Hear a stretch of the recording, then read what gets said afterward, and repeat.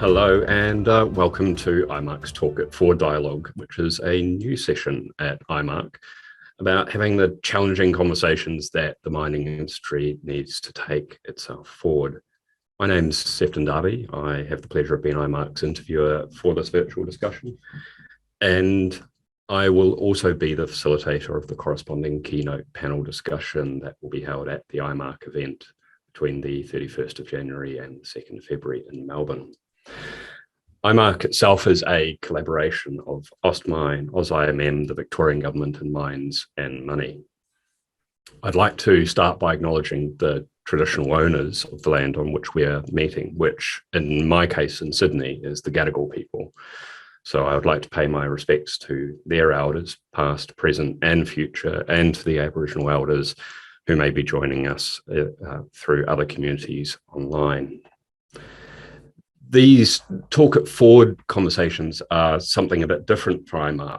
It's about thinking about some of the really challenging topics that the sector is going to need to grapple with, about how to make the sector more transparent and accountable, about the relationship between the industry and Indigenous peoples, and about the workforce that the sector is going to need in the future, which I suspect is going to look very different from the workforce that it has now.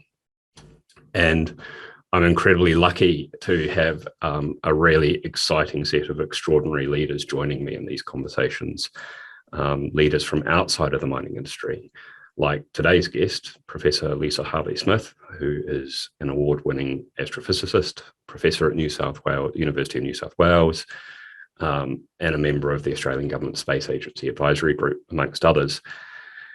She's also an incredibly committed science communicator, which is incredibly helpful for me because it means that in addition to the scientific journal articles, she's written amazing books which have chapters like Do Aliens Have Big Googly Eyes and Water Bears in Space, which has made my job researching my way into this interview a lot easier and a lot more entertaining. So welcome, Lisa, and thank you for joining us. Thanks very much, Sefton. I want to start there with this really interesting career in astronomy and to just have a little tour as to not just what brought you into astronomy, but also this extraordinary second career you've had as a science communicator and as an advocate within science, to think about how science education is taught, about how science-based organizations are going to need to change and look and feel in terms of how it works with students and with its employees. But let's go right back to the beginning. The entry into science, you started in the UK, and then, as I've heard you describe it, you moved to Australia where everything was upside down. Talk us through what brought you into astronomy, but also the move to where the sky is upside down. Sure. I mean, well, it's flippant, but it's also true. I mean, the moon is upside down in the northern hemisphere compared to here, so that did freak me out a little bit. But I think I'm getting used to it now. I did get into astronomy when I was a young kid, and like a lot of people, I grew up in the country, and the skies were dark there. The skies were beautiful, and it was just a part of life to go outside at night and take a look. And my dad and I discovered a lot of exciting stuff up there, the constellations and the planets and so on. And I really just fell in love with it as a child, and then sort of proceeded to devour about 1,000 books on astronomy. So it was always clear in my mind I wanted to be an astronomer. And I just love those science communicators of old, who wrote those books and who were appearing on those television shows in the 1980s, telling us all what it would be like in the future when there were mobile telephones and portable computers and that sort of stuff. Tomorrow's World, which was yeah. I mean, there's so many of them, and it's funny to watch back now. But that was really my upbringing of questioning the world and looking at the natural world and saying, why is it like that? And I was lucky to have that kind of upbringing from particular my dad, who stayed at home and home educated me and my siblings, and he had no formal qualifications at all, but we were always just asking and questioning and talking and discussing things. So that was lovely. But gets serious when you want to do a career. So I did my master's in physics and astrophysics and a PhD in radio astronomy. And I ended up sort of falling into that radio astronomy side. So we're looking, instead of looking at light waves from space, looking at radio waves, which naturally come from stars and galaxies and other objects in the universe. So building the kinds of telescopes. And I was very involved as the project scientist that they have in WA that we're building now, the Square Kilometre Array project, which is thousands of little telescopes that are looking up at the night sky and trying to discover and build a picture of the history of the universe. So I got into that sort of science technology, boundary. And I think one of my first memories of science communication and why it was important was going to a local primary school when I was a kid. And the primary school I used to go to, actually, and I must have been about 13 or 14, but I was, interested in astronomy. And my mum was the head teacher at the local school. And she asked me to actually teach the science classes because all the teachers there were women.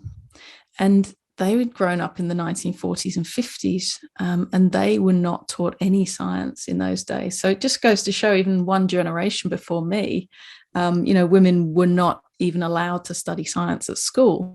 And therefore, the teenage kid teaching at a primary school. And I just loved that. I loved teaching. I loved being in front of the class. I loved everything about it, the interaction with kids. And I just remember that being really special. But I remember when I was doing my PhD and I started getting really serious and discovering stuff about a very niche segment, I suppose, of science, and just studying one particular topic really, really narrowly, that I lost the ability to communicate why that was important, because I think I actually lost the perspective of why it was important. So, from that point, I realized I had to incorporate my love of all of science into my communications and not just try and say, I'm doing this tiny little project. And, how does that actually translate into a story, into a narrative? And I think communication about anything, whether it's about the importance of, skills for an industry, whether it's, promoting your industry, it's all about that communication, but it's about narrative communication too. Can you tell a story? Does that speak to and touch the listener? And that's what it's all about. I'm really looking forward to exploring this. I grew up in a family of science communications, but marine biologists and penguin biologists. So somehow I'm going to try and find a tenuous link between penguin biology and astronomy before the end of this interview. Sure, there is one. But let's get into part of that science communication role. And I think one of the things that surprised me when I started preparing for this interview is that while there will be a lot of people at IMARC who are regular readers of the Australian Financial Review, it's not a place you commonly find professors of astronomy. And yet there you are very recently with a really, really interesting article in the AFR around the role of science, technology, engineering and maths. And this is obviously part of your role as the Australian government's Women in STEM ambassador. And in that article, you run through a really detailed analysis of the importance of STEM to Australia's future, of how those jobs will be needed and grow at a rate far greater than many other jobs, but also the challenges that happen at every step along the way of the education system for girls and women in STEM subjects. And it's hard to think of where to start the conversation on there. But I actually want to start where that article that you wrote identifies as actually where some of the greatest challenges start, which is school kids, age 8 to 12. So what's happening with STEM, with school kids at the age of 8? Talk us through that and bring us into that, because when I think about it, that was not the place I started thinking about. The STEM workforce starts there, or doesn't start there, as the case may be.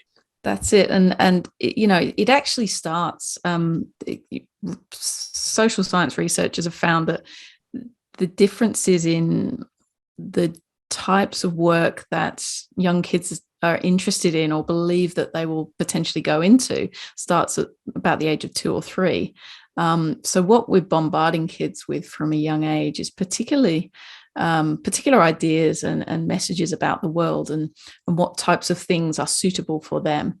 And that goes to our social values and, all the things we've grown up with and, through the generations. But this is still tinged with a lot of bias. And we don't realize it as parents, as I'm not a parent myself, but as an adult who's teaching a lot of kids, you actually behave very differently with boys and girls. You can catch yourself doing it, the way you speak, the way you talk about interests, if you walk through Kmart or Target, look at the kids' clothing.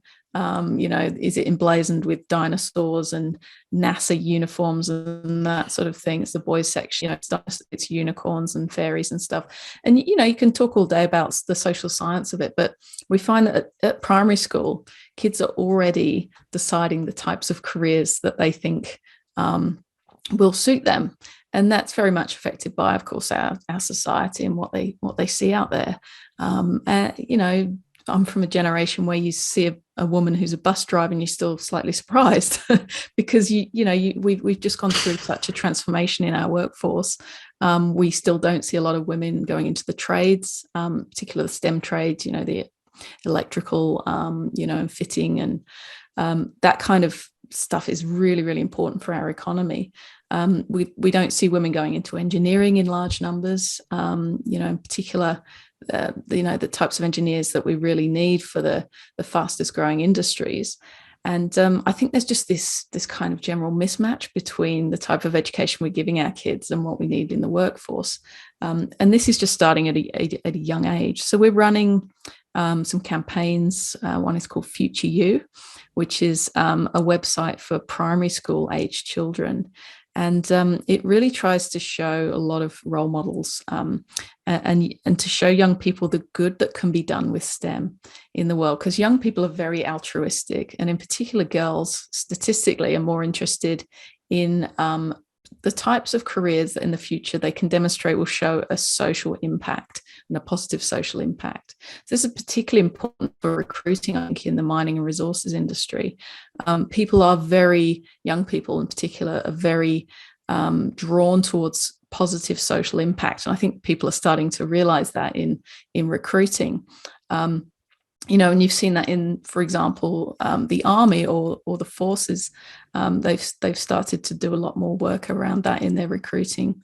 And you've really got to speak to that desire, and where the kids are is caring about climate change, caring about the environment, caring about social equality and other issues like that, clean water, recycling. And if you can speak to those things and linking that to STEM, then I think that's how you really capture kids' imagination.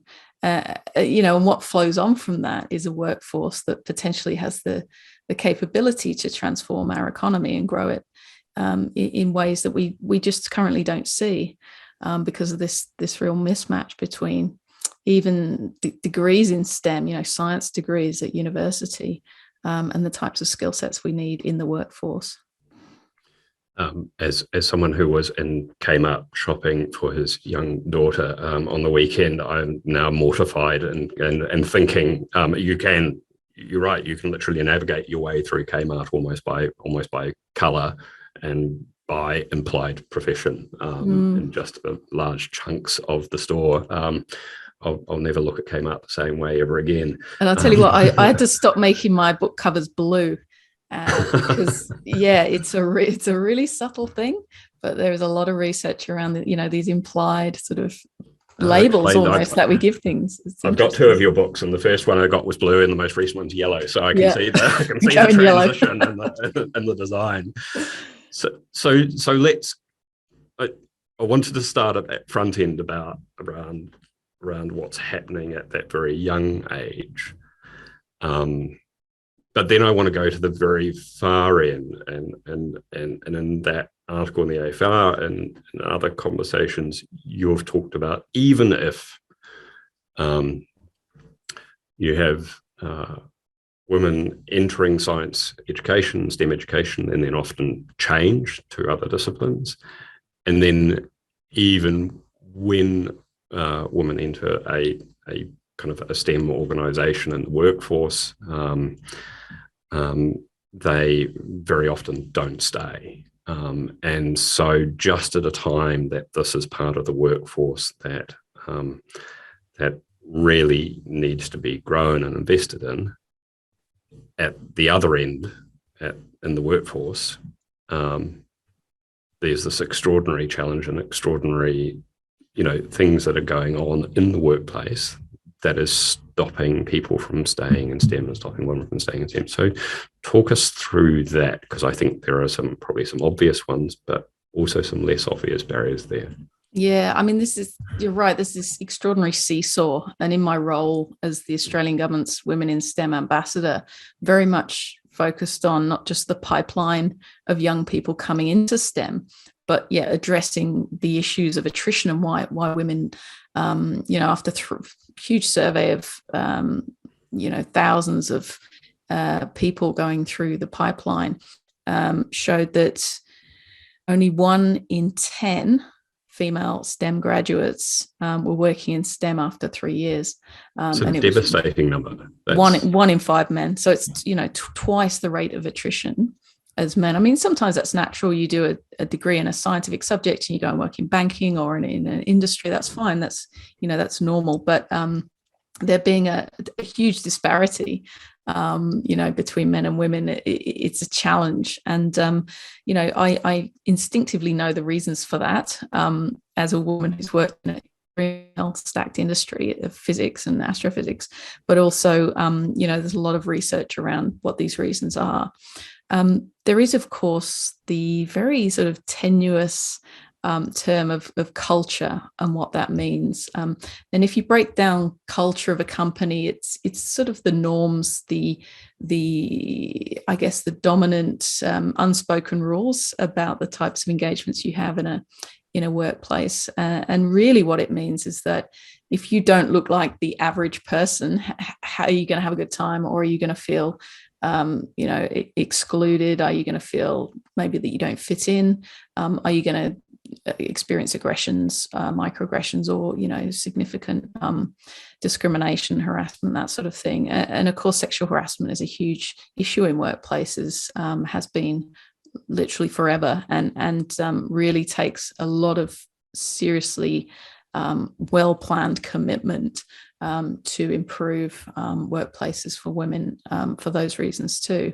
So there's a lot of stuff around culture, and that really is led from the top, but it also has to be led from the managers towards the bottom of the pyramid, because if managers on the ground are not well trained, they're not implementing policy well, and they're not really demonstrating by their actions and attitudes, a strong leadership shadow, then you're going to have real problems, even if the CEO is committed, the executive are committed, and you have demonstrable kind of targets and goals around that sort of thing.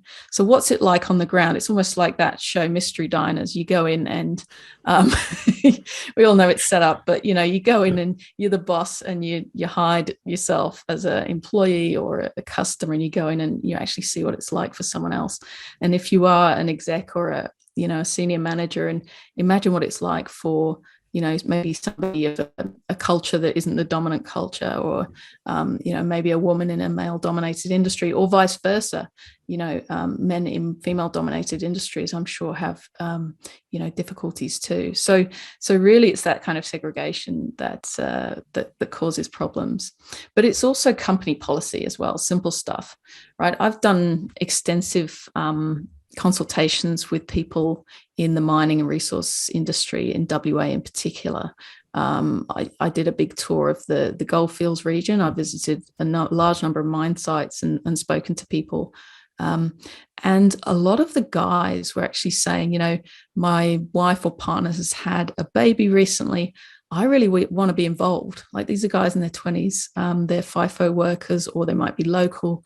and they want to be involved in their kids' lives, and men have rights to have a family and spend time with their kids and bring their kids up. So they were saying that companies which have the equal policies around parental leave were the ones they were going to work for, and they had they were precious cargo, these workers. We know that good workers are hard to find, so especially now with our border restrictions. So these workers knew they could vote with their feet and they could go to a different company, and that was really interesting. And it said they were saying it was driving better company policies across the board, and I think that's a really good thing. Yeah. No, and I'm certainly starting to see that in a lot of companies where that parental leave for all caregivers, regardless of gender, is really changing the industry. I think the other thing that's really noticeable, and you and I have talked previously about, what's that experience like of traveling through Perth Airport when all the shifts are going out, and it's a lot of blokes and high vis, right? And yep. but what we're also seeing in West Australia is if that leadership is not taken from within the industry, it will be imposed from the outside, as we're seeing with the parliamentary inquiry into sexual harassment in the mining workforce, as we're seeing on issues of climate change, as we're seeing on issues of the relationship with Indigenous peoples, that if the leadership isn't there, it will be imposed, or it will be found from the outside, or, as you said, people just may not join the company in the first place. Mm-hmm. Yeah. Sorry. So I do think, just sort of occurred to me as well, it's really hard to shift culture. Having worked in large organizations like the CSIRO and others, really seeing that there are clumsy and not so good ways to improve company culture, and then there are really good ones. And the really good ones actually engage the people who are affected by the poor culture. I mean, everyone is actually affected by poor culture. Even, a senior white male is affected by poor company culture. But of course, other people will be more affected, more adversely affected, and less able to change it. So, the things I would put in the bad basket would be just a morning tea, like saying, oh, it's so-and-so day, let's have a morning tea. Yeah. And the people who agree can turn up and have a chat, and the people who don't agree can just keep working and ignore it. That is not a good way to change company culture. Those things can be good in a healthy company, and they can build morale, but that alone will not change company culture. It's got to be driven by self-organizing groups. It's got to be grassroots. It's got to be visibly and consistently supported by both the middle layers of management and the senior execs as well. So it's kind of a ground up process, and things like pride networks for LGBTQI employees, or things like cultural groups which are representative of important aspects of a company's culture, and that's really going to be something that can help change a company from the ground up. I winced slightly when you talked about the morning tea, and in my side career, I spent a lot of time on social impact assessments and community engagement, and it was my perennial frustration that the only people who would ever turn up to social impact conversations were people who are already having social impact conversations, and yet the rest of the leadership of an organization might be completely absent. And so that kind of really one morning a month or one morning a year kind of acknowledgement of an issue is almost worse than doing nothing. Yeah. And of course we've all been to a NAIDOC morning tea where a white bloke stands up and just like, oh really, what's happening here? So it's just so important to actually think scientifically, what are we trying to do here? What's the outcome we desire? How do we work with employees and with other groups who know how to do this? There are experts out there. Get experts in, get consultants in, get people who can help you plan and work towards specific goals, specific measurable actions for your company. And I know a lot of companies are doing this. They are doing this work, and I get that. It's a long road, and it's great to see so many people engaged in it, because it will come back to haunt you if you're not doing it right, because people will vote with their feet. So let's kind of end on the culture issue, and I'm going to give you one of these kind of impossible hypothetical scenarios. You wake up tomorrow, and miraculously all TV channels, all radio waves, all internet searches are at your disposal. There is a strange absence of sport from the broadcast networks. And in this 5 minutes of magical silence that has been gifted to you, what is it that you would most want people to understand better or think about harder? I think it's the putting yourself in someone else's shoes. There are sort of exercises that groups do to imagine that you're given a card and you are given a set of sort of demographic or socio-economic or cultural attributes, and you have to put yourself in someone else's shoes. So I think really from a leadership perspective, it's putting the company in the shoes of that employee, but in a structured way, in an educated way, and not just knee-jerking with the whole, let's put a rainbow flag up, or let's do this, cultural day, or let's do some dot art on the wall. That is not engagement. That is not truly going to make any difference whatsoever. So it's about being scientific. Cultural change is really long and hard, and you're going to get it wrong, but don't be afraid to do it because you're going to get it wrong. It's okay. And make sure that the people leading the conversation are educated about the topic. People within your organization can help you lead that conversation, but don't let it then become an emotional burden on them and an unpaid burden on them. So lots of important aspects to this, but really get professionals in. Let's put ourselves in the shoes of people who aren't necessarily from the cultural majority, and let's make sure that we are not creating a workforce that is burning people out and creating, let's be honest, misery amongst workers, because life is more important than that.